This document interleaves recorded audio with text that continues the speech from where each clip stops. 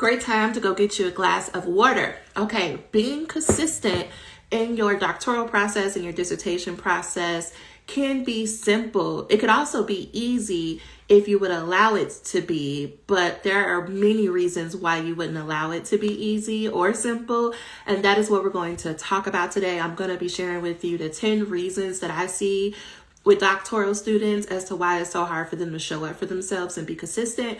If that's of interest to you, keep on watching. I am Dr. Marvette Lacy. I work with doctoral students to write their dissertations in 12 months or less. I do this inside of my membership, the Institute. The Institute provides you with the structure, the support, the accountability you need to write, show up consistently, and finish your dissertation in 12 months or less. You can check the links in the bio if you want more information. And I am going to get straight into number one. Number one is, let me back up. So I talk a lot about with clients that you need capacity to do things like write a dissertation or to finish a doctoral program. And the way that I define capacity is, do you have the time? Do you have the clarity, and do you have the energy to do what is required for you to show up in the dissertation process? Number one, time. Like, do you have the physical time? What I see a lot of students do is you underestimate how long something is going to take you. Because you are operating in your mind like you're operating in the past. You think like, well, I've written many of papers at the last minute, and it took me a couple of hours to write those papers. Or this is a literature review, like how hard could it be? And you don't realize that because this is connected to your dissertation or is connected to your exams, the stakes are higher, therefore it's going to require more time for you to complete these things. So are you giving yourself enough time? We're going to get into like avoidance things later, but like, are you giving yourself enough time to complete the thing that you want to complete? So that's number one. And I'm going to be looking over here at my notes. Number two, do you understand? Like, you may have the time, but do you understand what is required? So if I do an example of like, you're working on a literature review, do you even understand what a literature review is? Like, do you understand what's required to have in the final version of a literature review? Do you understand how you can take the individual steps to get started? Many of you know that you have to read articles, right? You know you have to read articles. You know you have to summarize those articles. And then at some point, you got to do this word called synthesizing the literature. But do you know, like, step by step how to do the thing? Yes, you know how to read. And yes, you know how to write. But do you know how to do that in the literature review process? So when I am saying, do you have the clarity to know how to do the thing? That's what I'm asking. Do you have a step-by-step process? A lot of people's issues around consistency and showing up for themselves can be solved with giving yourself enough time and being very clear on what is the thing I need to do and do I know how to do that? Hi, Chris. How are you? Third, do you have the physical energy to do the thing? I'm going to get into emotional energy in a minute, but do you have physical energy to do what is being asked of you? Are you drinking water? Again, this is another reminder to go get you some water. Are you eating actual meals? Like, are you eating food to give yourself the energy? Hi, Dr. Mallet. I am calling you doctor because, you only got a few more sentences to write and this whole dissertation is done. But I was thinking about you the other night, Gabby. How are you doing? How are these final chapters coming along? Please let me know. Okay, what was I saying? Physical energy, right? Are you eating meals? Are you going to sleep? Are you laying down somewhere? I don't know why y'all think that you can keep going without taking a break. And you do not need to earn rest. You don't need to earn eating food. You don't need to earn stopping. I know, at least for me, that was something that I didn't realize was stopping me from taking a break, that I felt like I had to earn it. Like it was like, did I get enough done off my to-do list in order to go to bed? That does not make sense. Our bodies function off of rest. Like, it's a requirement. It's not a nice to have. It's not a pleasure thing. It's in order to function and do the things that you want to do. You got to go lay down somewhere. You got to eat some food. You got to drink some water. Y'all, if you give yourself enough time, if you're clear on what it is that you need to do, and you actually take care of your body, you would be amazed. Now, I know that sounds real simple for me to start off because I have 10, but the first 3 probably sound really basic. This is what I know about y'all. Most of you are not doing the basic things. It's because, I say this a lot, it's like your arrogance and your entitlement is going to get you in trouble. Like, you think that you can do more than most people, and it is true. But you are also a human who needs hydration, fuel, sleep, rest. Okay? I'm going to come back because that was number 3. Gabby, January 22nd. I'm going to put that on my calendar. Let me write that down right now. I don't know if it's open or not. Either way, I will stalk you on that day because I'm so excited for you. I'm so hyped. I hope you hyped. But yes, let me know if it's open or closed. Okay, so number 4, the 4th thing that's stopping you from showing up for yourself, you don't have the emotional energy to show up and be consistent. Now, you might be like, who cares about my emotions? I don't got no emotions. Like, I'm a thug. I don't know. I used to say that. I used to be like, it don't matter. I'll deal with my emotions when I'm done with this dissertation. And let me tell you, especially my friends on here, because there are a couple of you on here who are at the end of the dissertation process. The reason why you're not done yet, your emotions. Those things that you keep talking about you're going to put off until you graduate, that's why you're not going to graduate. It's because you keep trying to ignore your emotions. You keep thinking that motivation is not an emotion. Y'all, motivation is an emotion. It's something that you create from your mind in your body, and it gets you to take the action. You think motivation is supposed to come from outside of you, but it's an inside thing. And in order to tap into unlimited motivation, you're going to have to tap into your emotions in general. Like, you're going to have to learn how to recognize, what emotion am I feeling right now? And when I feel this way, what do I normally do? If you really want to know, like, the key, like, for the people who do productivity stuff, they might not talk about it in this way, but emotions control our behavior. If you want to be someone who shows up and write every day and does what they say they will, you're going to have to tap into the necessary emotion that creates those responses. So an emotion that I love to go to is like commitment, or I love to go to like, I'm willing to do a thing, or I'm dedicated. Like, I tap into those things, like, because I don't always feel like doing the things that I'm supposed to do. But it's because of me understanding how, when I'm feeling anxious, or I'm feeling tired, or I'm feeling, I guess that's more like a sensation. If I'm feeling like exhausted, if I'm feeling sad, how that causes me to show up. And so I don't always know what the emotion is until I know like what my behavior is showing me. So if I'm like, you know how on Sundays your phone will tell you, at least the iPhone will tell you how much screen time you've had. For me, that's an indicator to be like, how are you feeling this week? Because your screen time is up like 50%. So were you more anxious this week? That's how I know to tap into it, and I know how to take care of myself. If I'm happy, if I'm feeling joyful, because I don't want to say it's all negative emotions, right? I'm more likely to write and do the things. So then I think about, how do I create the emotions of joyful and happy? Like, what do I need to think about? Sometimes I'll go back to a past memory and like, oh, remember when my nieces were born, or remembering when I went to space camp. Like, that brings joy. And when I can get into that mode, then my body is more likely to take the action of writing or whatever the thing is I'm trying to be consistent at. If you really want to learn how to show up for yourself, you have to learn how to recognize your emotions. And a lot of you are not doing that. Now, for my friends with ADHD, emotions are really important to you. And thinking more from a dopamine point of view. So ADHD, most of the folks who come into my world or my side of the internet, when we think about ADHD, you're on more of the attention side of things. Like, you have an attention deficit, right? Because it's attention deficit hyperactivity disorder. We're more about attention. If you want to be able to increase your attention or your focus, you got to increase your level of dopamine. Dopamine is the chemical that's like, yay, I'm happy, let's go get it. It's fun, it's reward. You have more, to get really nerdy for 2 seconds, you have more dopamine receptors in your body, meaning you have more little robots, let's say, in your body that's like, we need a reward. We need something that's fun. We need something that's going to help keep us going. Right? Say, I'm just making this up. Say like most people have 10, you have like 100. So you're constantly searching for things to keep your attention, and it's to keep you like happy or joyful. This is why you will start one task, forget about it in the middle and go to another task because you're constantly looking for the thrill of doing something new or doing something that's rewarding or doing something fun. In order to help yourself to be able to focus on writing long enough, you're going to have to gamify it in a way. So the reason why I tell students to write shitty paragraphs is because I am trying to help you work with your ADHD. Even if you don't have ADHD, this will be helpful.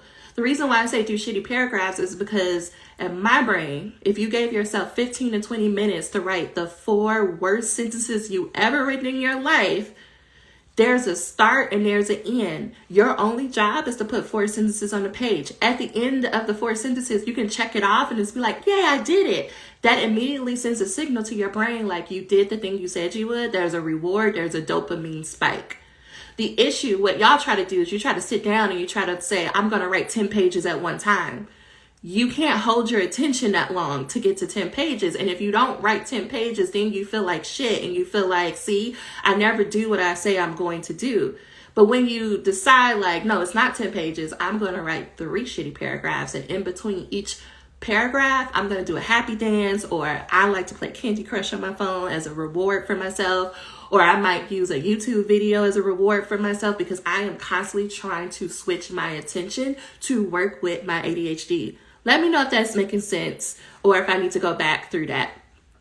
Okay, you say, yes, these emotions are all over the place. I'm tired, I'm anxious, nervous, and excited, all of the emotions. Yes, because you're at the end and keep feeling them, keep going. Like, Gabby, we need to do like an interview or something on here because the people need to learn from you. Like, the way you've approached this process has been nothing but amazing. I know you probably don't feel like it right now, but I swear when you look back on this in a year, 3 years, 5 years, you are going to see this in a different light.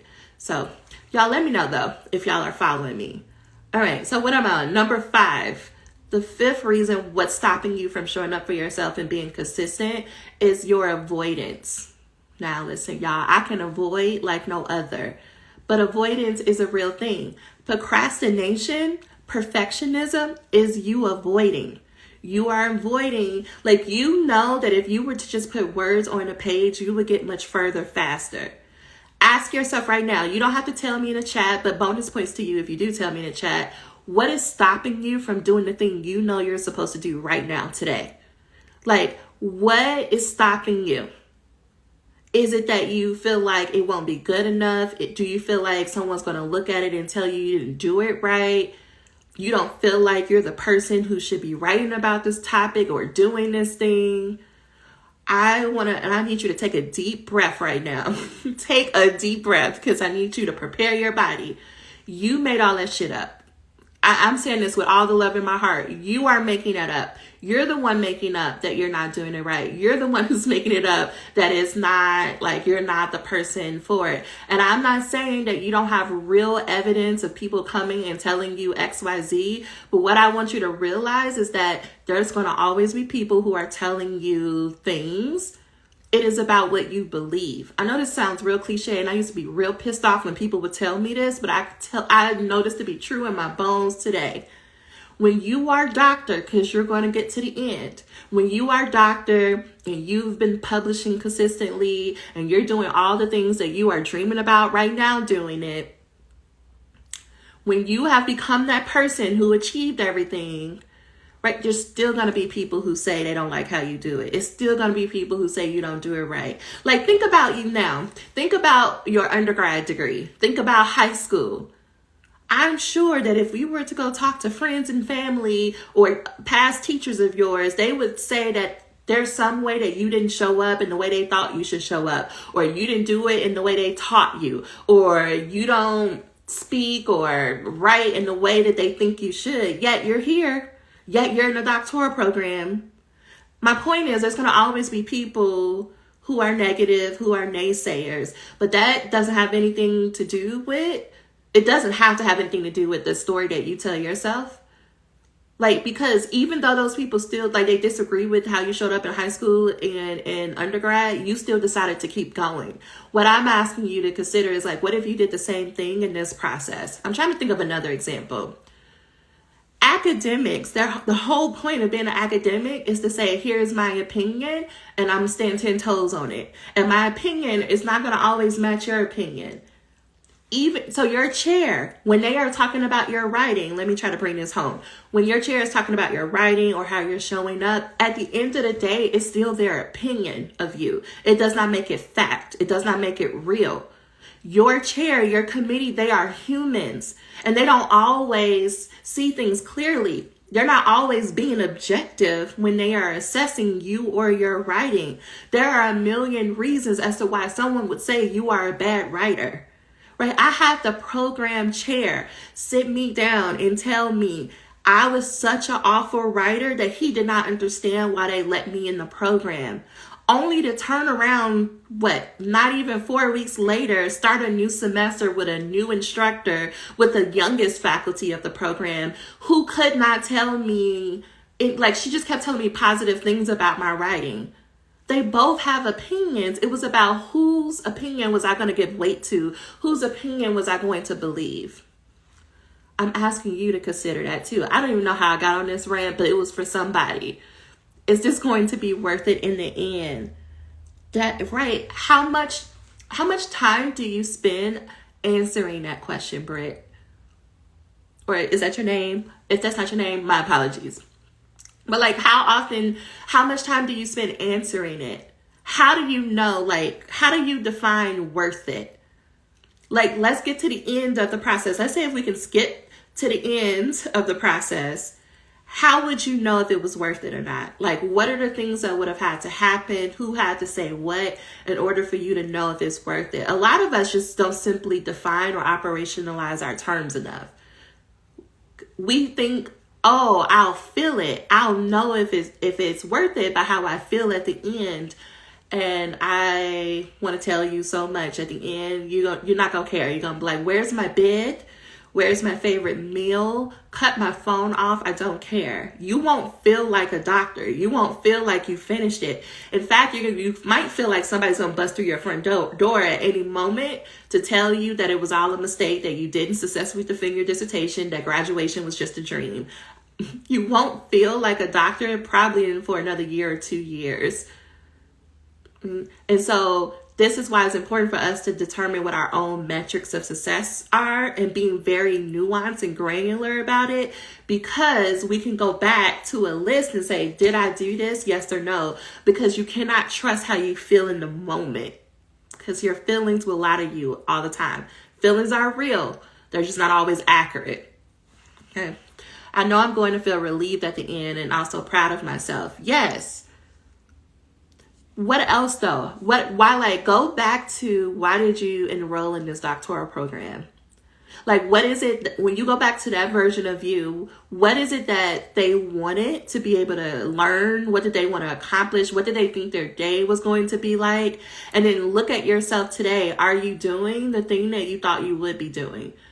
Often what we confuse is that we feel like, oh, I am doing the thing. Oh, y'all, there are balloons. What does that mean? Somebody help me. What were the balloons? Okay. Sorry, it distracted me. That never happened before. Who you were your first year, first semester in the program had a level of expectations of what this process was going to look like. Now we fast forward to who you are today. 9 times out of 10, you did every single thing you thought you were going to do in your first year and first semester. The only difference is you thought it was going to feel differently. Let me say it again. You thought it was going to feel differently. And because you don't feel the way you thought you were going to feel, you think that you didn't do what you said you were going to do. But you did exactly what you said you're going to do, which is why I'm asking you, especially Britt, to go back to the beginning and talk to that version of you, because she would probably be looking at you like, and I don't know if that's your pronoun, so I apologize if that is not the right pronoun, but they are probably looking at you and being like, what is wrong with you? This is the dream. We're living the dream. You just know more information now that you didn't know your first year, your first semester, and you are mistakenly thinking something has gone wrong. Nothing has gone wrong. You just know, so you know more than what you did. But don't poo-poo on her parade or their parade because now you feel differently. Let me know if you're following me, if that makes sense.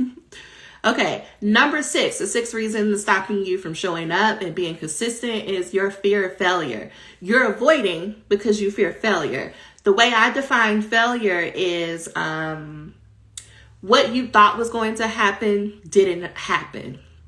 What you thought was going to be the thing didn't happen. That's it. You thought you were going to finish your literature review in 30 days. 3 years later, you're like, I'm still trying to do this literature review, right? You thought, oh, it's your first semester. Okay, awesome. This is great. I'm glad you're here, right? Like you thought, listen, let me tell you, before I started my first semester, so go back to when you like maybe applied to the program. So me applying to the PhD program, I was like, oh, this is going to be great. It's school. I'm going to finally get to go to a Division I school with a great football team. Like I thought I was going to live my best life.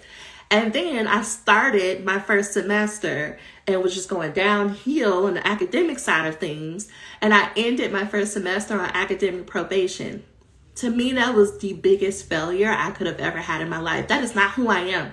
In my mind, I'm an A-B student. How did I end up on somebody's academic probation? I thought that school was going to be a breeze. Like I thought the classes were going to be easy. I'm like, I have a whole master's degree in student affairs.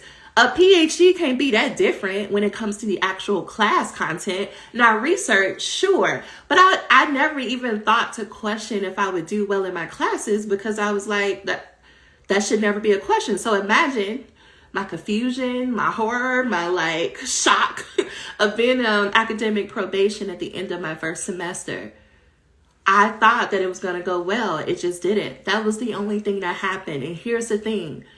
I get that failure seems like that's the worst thing ever, but the worst thing that you will ever experience in life are emotions. I'm going back to emotions, right? Think about it. Two of you can go through the same life experiences and have two different understandings of it, right? You and your homegirl can go to the movies and watch the same movie. Beyonce is coming out. Tomorrow? Yes, tomorrow. Like both of y'all could go watch Renaissance. One of you could walk out and be like, that was so great. It was amazing. I love this. I love that. The other of you could walk out and be like, that is the worst shit Beyonce has ever put out. What's the difference? Y'all watched the same movie. It's the emotional experience that you were having while watching that movie. Everything will always come back to your emotions. What does this have to do with failure? The same thing. It is about your perspective of what's going on. Failure is just that you thought one thing was going to happen and another thing happened. I thought I was going to ace my classes. I ended up on academic probation. And at the end of that, I still have to say, okay, but what are you going to do next? Now, listen, y'all, I tried to quit. Okay, I genuinely tried to quit my PhD program. And my daddy was like, girl, if you don't come home for Christmas and then come back and do what you're supposed to do, you're not quitting. It's only been one semester. So shout out to him. I did it and I'm here, but like I did try to quit because quitting is an option, y'all. You don't always have to continue a thing because you said you're going to do it. Now I know that goes against probably all the parenting and advice you've ever received, but y'all, like sometimes you just need to realize you don't want a thing. It is not what you thought it was going to be. It's not exactly the goal you thought you had in mind. You learn new things and you decide to leave. You could leave. Or you could decide to move forward. But failure really only impacts you if you stop.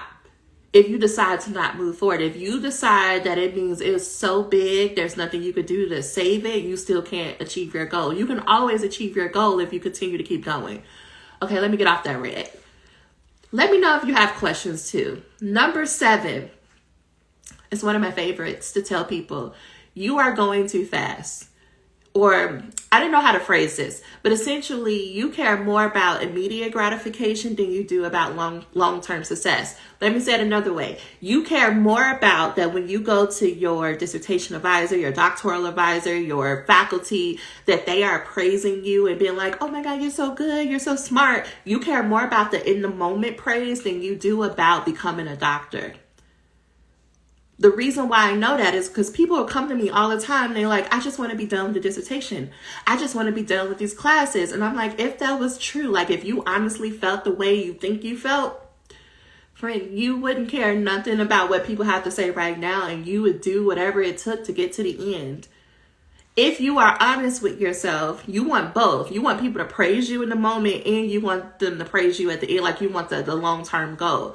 What would it look like to be a whole-ass doctor and knowing that you did that because you motivated yourself? Meaning, I'm trying to think of an example. I would go talk to my chair, or I would go talk to other faculty, because it took me a solid 8 months, 9 months to just write a page of my literature review. My anxiety, my panic attacks, me being overwhelmed, me being over the process was so great that I could not write for months. I was a full-time student with a fairly flexible assistantship. In theory, I had all the time I needed. I understood what I needed to do for the dissertation, so I had the clarity. I just could not get myself to write. And so I would go talk to my chair, and she would look at me. You know that look that the people give you, like, I know you're not going to do it. I know you're just over here wasting my time. I know you're not going to even write. She would look at me like that, but I would still choose to show up. I would still choose to meet with her. I would still choose to be like, I'm going to do it. And even when I got into the process of writing my dissertation, she still had her concerns. Like, outside of my chair, the rest of the faculty had given up on me in the program. They had decided that I wasn't going to finish. And they wouldn't even ask me about how I was doing. I would still show up, y'all. I would still be like, I'm going to figure it out. I'm going to still write this shitty paragraph. I'm going to still write this shitty page. I don't care that they don't believe me. I believe me. I know that I'm willing to show up today. No, it's not going to be perfect. Yes, some days I'm going to be crying and breaking down in the middle of the Starbucks, but I'm going to still put my fingers on this keyboard and I'm still going to type. When you can get there, and usually it's when you get mad enough, when you get angry enough, when you get sick of your shit enough, when you get to that place, it doesn't matter who believes you. It doesn't matter who thinks you can do it. You are like, I don't care what they have to say. I'm going to do what I need to do to get to the end because I want to be doctor. That's my hope for you, is that you get there. It's like, it's not about the immediate, what people are praising you. That's a distraction. It is about, are you making progress towards the overall goal? Are you doing the things that are required to become a doctor, whether people praise you or not? Is getting the praise and encouragement helpful? Absolutely. But what I know to be true, not just in academia, but in general, like me even starting this business. This is a perfect example because I started this business as a doc student when I was supposed to be writing my dissertation. I started this and I would be at Starbucks and my friends would come in and they'd be like, what are you doing? Why you keep doing all this business stuff? And I'm like, because I'm gonna have a business. And they'd be like, okay. Y'all know that face like, oh, okay, yeah, right. That was them in 2016 and 2017 being like, I don't know what she's doing. Now in 2023, who's on my phone? Who's like, can you help me? I want to get into consulting. I want to do what you do. I said that to say, like, people are not going to, most likely they're not going to support you in the beginning because they don't see what you see. You have a vision. You have a dream. Everybody else doesn't have it. And so if you're waiting on other people to tell you you can do it, or like to encourage you, friend, you're going to be waiting and you're going to look up 30 years is going to pass you by. You're going to be like, why didn't I do the thing I said I was going to do? When you can get to a place of like, it doesn't matter if they think I can do it. I'm just going to do the hard work. They can laugh, whatever. Because y'all people were laughing at me. I like remember this one person in particular laughing. She like literally laughed in my face. And I was like, that's interesting. And now we fast forward. And she was like, I'm so sorry. I never thought it was going to be this way. You've done amazing. Yes, because I kept going. And equally, I don't listen to that either. Like, I do my best to like acknowledge praise that people give me, but I try to not use that as the thing that is motivating me to keep going. I try to say like, who do I want to be a year from now, 3 years from now, 10 years from now? That's what's motivating me. Right now, and I'm going to be talking a lot about this in the group later on tonight because we meet tonight at 7. I talk a lot to my 85-year-old version of me. I go to 85-year-old me and I'm like, I want her to be proud of me. That might sound real cheesy, but if you can get into a place where you can talk to 85-year-old you would be amazed at how much you let go in this moment, how much you ignore in this moment, how much you don't let people bother you in this moment, and you keep moving forward. Okay, let me get off of that because y'all did not come here to listen, but like try it out. Okay, number 8, the 8th reason why you are not showing up for yourself or being consistent, people pleasing. People pleasing. If you never heard me talk about people pleasers, as someone who's recovering as a people pleasers are liars and manipulators. You are a liar and you manipulate people to think a certain way. Now that might be harsh for some of you, but let me break it down what I'm saying. When you are in people-pleasing mode, you're like, I will tell you whatever you want to hear. I will do whatever you need to see in order to get a particular reaction. Usually you want people to have a favorable reaction of you. A lot of times you want people to approve of you, right? It's based out of survival. But the reason why you're a liar and a manipulator is because you're not being truthful about how you really feel about what you really want to do. You're just trying to give people whatever they want. And I know that's harsh, but the more that we can sit with the reality of the thing, the easier it is for us to decide to do something different. You do not, listen to me, you do not have to lie. You don't have to pretend to be someone you're not in order for people to like you. And maybe the people you're trying to get to like you are probably not the people who need to be liking you. Like you probably don't even like them, but you think you need their approval, like your chair or like other faculty or other people at conferences that you don't even talk to, but you want them to look at you in a certain way. Really ask yourself, what are your motivations for wanting them to praise you or to like you? What do you think you're going to get?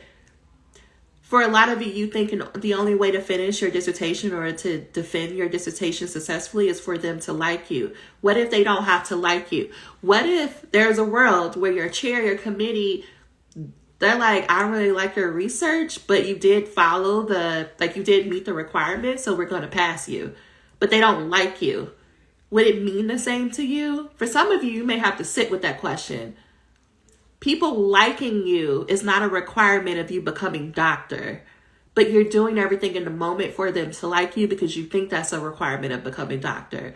That's going to hit somebody on the way home. Number 9, loneliness.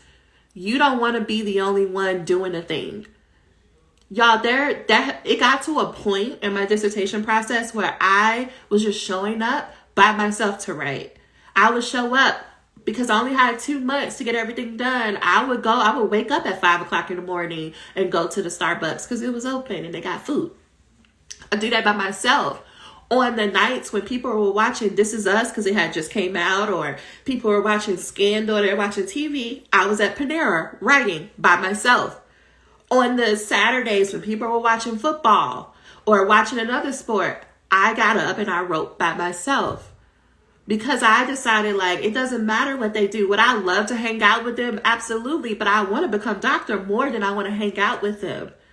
And it's like, it's great that they can do both. I just can't do both in this season. I will just do this by myself. It doesn't mean that I'm completely alone. It just means that right now, this is a season of me head down, getting to work, putting words on a page. You have to ask yourself, is this more about you wanting people, or is this more about you achieving your goals? Sometimes it comes down to choosing between being a part of the group or doing what you need to do alone in order to achieve your goal. And then the last one, number 10, reason why you're not showing up for yourself or being consistent is you're simply not deciding to do it. I know that sounds a little bit strange, but you're not making a decision to do it. You think someone's going to come save you. No one's coming, beloved. No one's coming. You, and as much as it hurts, as much as it's difficult, you're going to have to decide that this is my reality. I'm going to accept my reality, and this is what I'm going to do about it. Y'all, this will be some of the hardest thing, or like the hardest work you will have to do, is to wake up one day and realize, like, the truth of the matter is, you are the one in control of your life.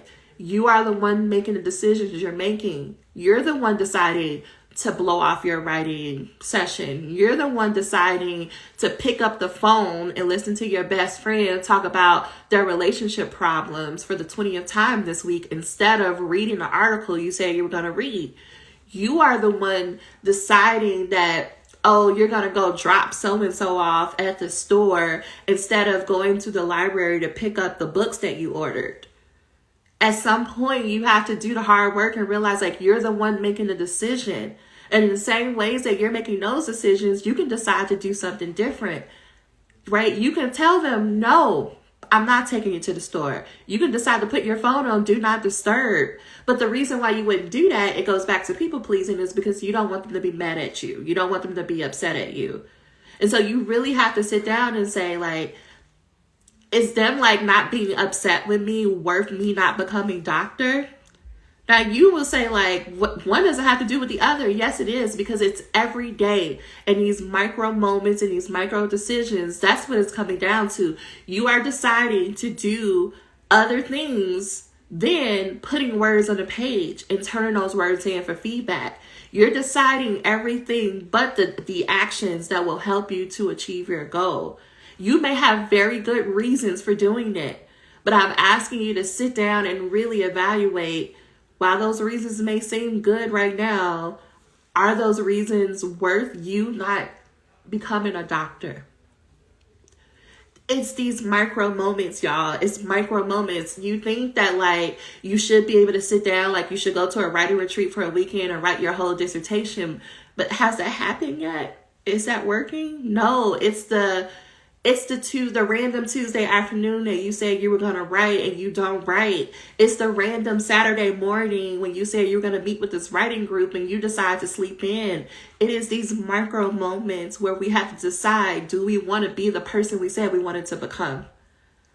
Now, inside of the group, I tell people, if all else fails, even with all of these 10 things that I just named that we have going on, if you can follow 3 rules, it doesn't matter about these 10 things, and you can keep moving forward. Number 1, take care of yourself every day. The way that we do that is that we follow the Scholar Basics. Scholar Basics are 5 things that you're going to strive to do every day. You're not going to be perfect at it, and you're not going to get 100% at it every day. Number 1, go get you some water. This is my 3rd reminder for you to go get you some water. Drink at least 64 ounces of water. It's 2 of these if you have a mason jar, but drink 64 ounces of water. Number 2, go lay down somewhere. Rest your body for at least 7 hours a day. Number 3, move your body. Emotions get stuck. You need to move the blood around for 10 minutes. Go walk around in a circle, turn on a YouTube video, go to the mailbox, play with the dog, play with the baby. 10 minutes of movement. And then number 4, 10 minutes of just emptying out your brain. You have so much up here, just floating around. Write it out somewhere so that you can have that space to focus on writing. And then number 5, write a shitty paragraph every day. Imagine how much progress would you make if you wrote a shitty paragraph every day? How much further would you be on your literature review, your proposal, your exams, if you allowed yourself to write a shitty paragraph every day? So those are the 5 Scholar Basics that we do every day. Every week on Sundays, we evaluate and we create a weekly plan. Evaluating your plan is more important than having a plan, in my opinion. Meaning you need to evaluate what is working for you so you can do more of that. You need to evaluate what's not working for you so you can know if you need to change it or leave it alone. Learning, like identifying what can you celebrate from the week.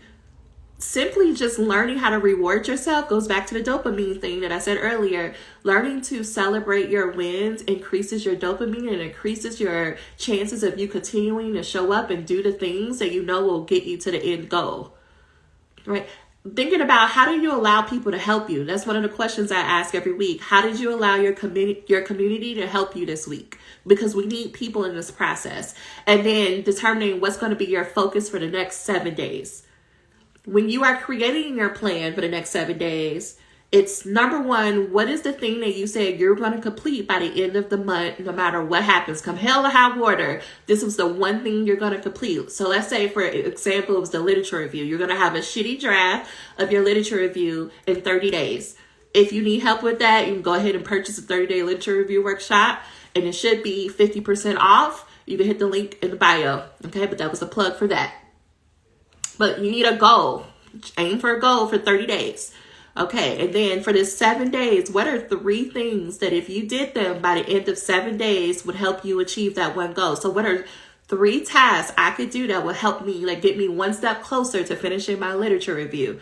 I could read 10 articles, I can write 2 shitty pages, and then I can turn those pages into someone for them to review. So those are going to be the 3 things that I focus on for the week.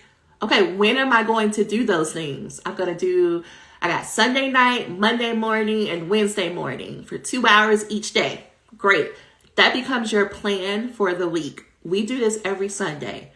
This is how people finish their dissertations in 3 months, 6 months. It's because when you have a clear plan of action that you're not trying to write the entire dissertation in a day, it allows you to go faster.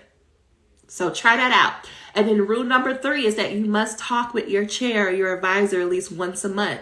Now, you can meet with them on Zoom, you can meet with them face to face, or you can send them an email.